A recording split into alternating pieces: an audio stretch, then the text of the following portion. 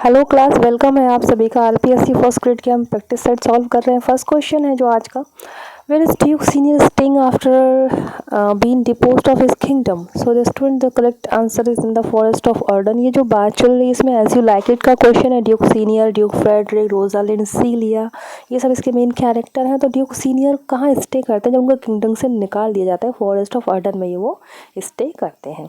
ये सब previous year से आए हुए क्वेश्चन हैं जिसको देखकर आप समझ सकते हैं पैटर्न, क्वेश्चन पूछने की जो डेप्थ है वो सब। इतना जैसे कि हम सोचें कि ज़्यादा डिफिकल्ट आता है या कैसा आता है।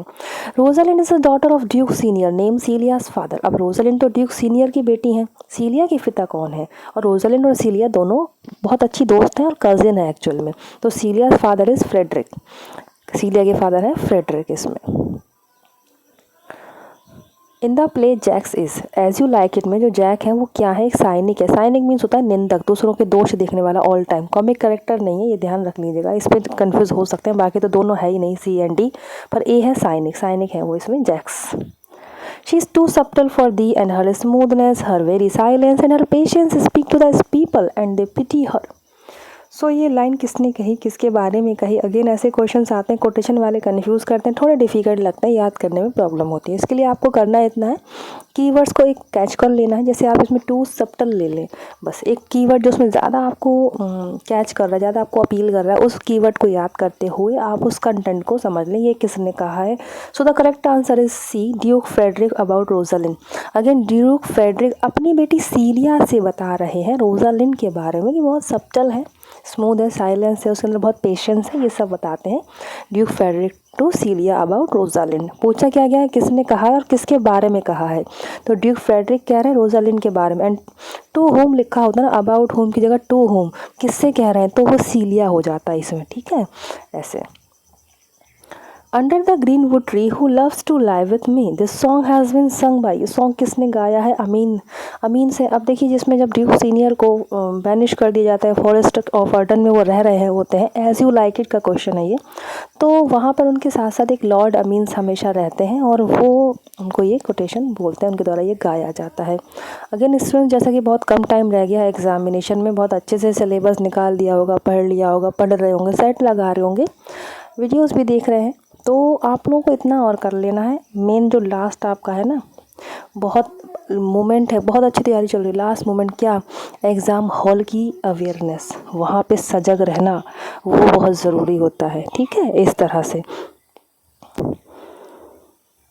उस चीज़ को लेकर आपको काफ़ी अवेयर रहना है। मैं अगेन बता दूं, क्योंकि एग्ज़ाम हॉल में मिस्टेक्स हो जाते हैं, वो समझ नहीं आता है, अगर पेपर ऐसा लगे बिल्कुल कुछ नहीं आ रहा है, ऐसा कुछ आया नहीं, सब कुछ पढ़ा है, कॉन्फिडेंस के साथ एक एक आंसर तसल्ली साथ हल करेंगे, आपके सारे आंसर करेक्ट जाएंगे, और नेगेटिव मार्किंग का भी ध्यान रखते हुए पढ़ा है। चलिए नेक्स्ट क्वेश्चन देख लेते हैं। I am a man more sin against than sinning is an extract from the play. ये कौन से प्ले से एक्सेप्ट किया गया है? ये लाइन से मैं एक सिन से भी ज़्यादा एक पापी हूँ, इस तरह से कहा जाए। किंग लियर का ये आंसर है बच्चों, किंग लियर इसका question. The character bottom appears in the following Shakespeare comedy. Character जो बॉटम कैरेक्टर है, ये किस वर्क में मिलेगा शेक्सपियर के, किस में? तो ये इसका करेक्ट आंसर है मिडसमर नाइट ड्रीम। शेक्सपियर जब आपके सिलेबस में है as you like it and Macbeth के रूप में, तो शेक्सपियर की जब हम बायोग्राफी पढ़ते हैं और वो उसके तहत ऐसे एक्स्ट्रा क्वेश्चन आ जाते हैं। इसके लिए करना यह है कि आपने जितना भी हमेशा से पढ़ाई करते हैं, सेट लगाते हैं, तो वहाँ से उसकी आपको हेल्प हो जाती है। Shakespeare incorporate Livy's account of Tarquin's lust in a narrative work called. अब देखिए इसका आंसर है द रेप ऑफ ल्यूक्रिस। ये शेक्सपियर की बहुत ही इंपॉर्टेंट पोयम है। शेक्सपियर ने वीनस एडोनिस और रेप ऑफ द ल्यूक्रिस, जो दो पोयम इंपॉर्टेंट जाती है इनकी, लॉन्ग नैरेटिव पोयम, वो है ये। तो ये किसके बारे में? थोड़ा सा ये इनकॉर्पोरेट मिस होता है, शामिल किया इन्होंने। लेवीज अकाउंट, लेवीज क्या है? एक रोम की इतिहास को बताती हुई एक अच्छी बुक, महान पुस्तक है के लेवीज। अब लेवीज को इन्होंने, लेवीज के अकाउंट को, इस लेवीज बुक में जो टर्क्वेंस है, टर्क्वेंस रोम के राजा का बेटा, उसकी लस्ट की फीलिंग को इन्होंने शामिल किया है अपनी इस पोयम में। अगेन बता दूँ, लिवीज बुक से लिया है इन्होंने टर्क्वेंस के बारे में, और उसकी जो लस्ट फीलिंग है उसने अपनी इन पोयम में इन्होंने बताया है शेक्सपियर ने। अदरवाइज़ ये समझ नहीं आ रहा है, इतना डिफ़िकल्ट सा लग रहा है कि है क्या ये लिवीज अकाउंट। लिवीज बुक से टर्क्वेंस की लस्ट के बारे में लिया है। रोम की ये अच्छी बुक है जो रोम का इतिहास को बताती है, रोमन हिस्ट्री को दर्शाती है, और रोम के राजा के बेटे हैं टर्क्वेंस, उसको नरेट किया इन्होंने अपनी the poem the rape of Lucrece में शेक्सपियर ने। Next question is, in which of her work does Virginia Woolf invent the fictional character of Shakespeare's sister naming her? अब शेक्सपियर से रिलेटेड ये क्वेश्चन है actually, पर Virginia Woolf ने अपना एक वर्क लिखा। उस वर्क में उन्होंने शेक्सपियर के बारे में लिखा और एक शेक्सपियर की सिस्टर भी दिखा दी, बता दी करके। तो वही ये पूछ रहे हैं कौन सा ये वर्क है इसमें। So the answer is D, room of one's own Judith. और शेक्सपियर की सिस्टर का नाम ज्यूडिथ इन्होंने बताया है। रूम ऑफ वंस ओन ये वर्क है किसका? वर्जीनिया वुल्फ का। शेक्सपियर की सिस्टर जिसमें इन्होंने नेम उसको दिया है ज्यूडिथ। इस तरह से next question is, where exactly did Wordsworth first espy the 10,000 daffodils mentioned in his poem Daffodils? Daffodils जो है वर्ड्सवर्थ का वर्क, तो एक्चुअली एग्जैक्टली ये कहाँ पर देखते हैं 10,000 daffodils, जो कि उन्होंने अपनी पोयम इस पर पूरी लिख दी है। So the correct answer is, देखिए इसमें सारे ऑप्शंस में, beside the lake beneath the tree. Important है और इजी भी बहुत है ये, जिस तरह से हम लोग बहुत ही ज़्यादा पढ़ी है ये पोयम और इजी में है जितना। तो beside the lake beneath of trees ये लिरिक पोयम है, फेमस है वर्ड्सवर्थ की। और उनकी वर्ड्सवर्थ और उनकी सिस्टर जो है एक प्लेस पे जाते हैं, इवेंट, ये घटना जो रियल में घटती है जब उनको एक बेल्ट ऑफ डैफोडिल्स दिखता है दूर तक।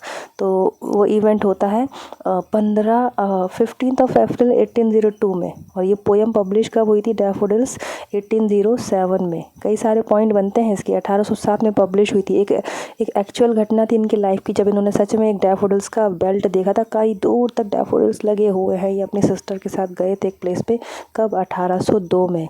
1802 में 15 अप्रैल के समय, वर्ड्सवर्थ एंड सिस्टर डोरोथी। तो ये एक लिरिक पोयम है, बहुत ही फेमस है, शेक्सपियर का वर्क है, 1807 में पब्लिश हुई थी। इनका जो पोयम कलेक्शन है पोयम्स इन 2 वॉल्यूम्स, उसमें ये पब्लिश हुई थी इस तरह से। Next question is, When according to Wordsworth do the daffodils flash upon his inward eye? ठीक है, वर्ड्सवर्थ के अकॉर्डिंग ये जो डैफोडिल्स होते हैं उसकी आंखों के सामने जब फ्लैश होते हैं, कब होते हैं, कब आते हैं उसकी आंखों में, उसके मन में ख्याल कब आता है? When he is in vacant and pensive mood, जब वो एक खाली है, उदास मूड में है, तब उसके मन में ये डैफोडिल्स का पिक्चर आ जाता है। अकॉर्डिंग टू पोयम हमको आंसर्स देना होते हैं। देखिए ये ना पोयम की कोटेशन, पोयम का ही स्टैंजा है, दे flash upon the inward I which is the bliss of solitude. Words in Wordsworth poem daffodils flash upon the inward आई। वो कहते हैं कि वो फ्लैश हो रहे हैं मेरी आंखों के सामने, दे यानी कि डैफोडिल्स। और बहुत ही ब्लिस मतलब होता है हाईएस्ट हैप्पीनेस। अकेलेपन में आपको अगर एक हाईएस्ट हैप्पीनेस का फीलिंग आ रहा है उन डैफोडिल्स के बारे में सोचकर, ये ऐसा बता रहे हैं। तो बता रहे हैं कि व्हाट, क्या उसकी आंखों के सामने फ्लैश हो रहा है। Correct answer is D, daffodils. Easy है लेकिन पोयम को समझें तो ज़्यादा अच्छा रहेगा। होगा तो मैं पढ़ा दूँगी, अगर आप कमेंट में बताइए, एक बार डैफोडिल्स को मैं ऐसे ही एक्सप्लेन कर दूँगी जैसे कि पोयम्स को नरेट किया जाता है। लिरिक है, शॉर्ट लिरिक है। Wordsworth compares the stretch of daffodils in his poem daffodils to. किससे कंपेयर किया है डैफोडिल्स को इन्होंने अपनी इस पोयम में? So the correct answer is A, the twinkling of stars in the milky way. The twinkling of stars in the milky way. जब ये कंपेयर कर रहे हैं और बिना लाइक और एज का यूज़ किए हुए, एज और लाइक का यूज़ नहीं करा है, तो ये मेटाफर है। ध्यान रख लें, इसमें बिल्कुल पूछ सकते हैं कि इसमें क्या, कौन सा फिगर ऑफ स्पीच है। मेटाफर है, क्यों कंपेयर कर रहे हैं, और डैफोडिल को किससे कंपेयर कर रहे हैं, किसके जैसा बता रहे हैं? आसमान में हजारों सितारे चमकते हैं जो एक आकाश गंगा में, उसके जैसा बता रहे हैं डैफोडिल्स को। तो कंपेयर किया है डैफोडिल्स को आकाश गंगा के सितारों से, लेकिन उन्होंने एज का यूज़ नहीं किया है, लाइक करके नहीं बताया है, जो कि सिमिली होता है। लेकिन यहाँ क्या है? मेटाफर। ध्यान रखिएगा students. Next question is, Wordsworth recollects the daffodil in कब रिकलेक्ट करते हैं डैफोडिल्स को? जब ये वैकेंट मोड में होते हैं, पेंसिव होते हैं, बनते हैं। रिपीटेड क्वेश्चन आ रहा है तो आप लोग भी देख ही लीजिए। रिकलेक्ट मतलब याद करते हैं, दोबारा कलेक्ट कर रहे हैं जब वो खाली बैठे हैं, थोड़ा सा सीरियस मूड में बैठे हैं।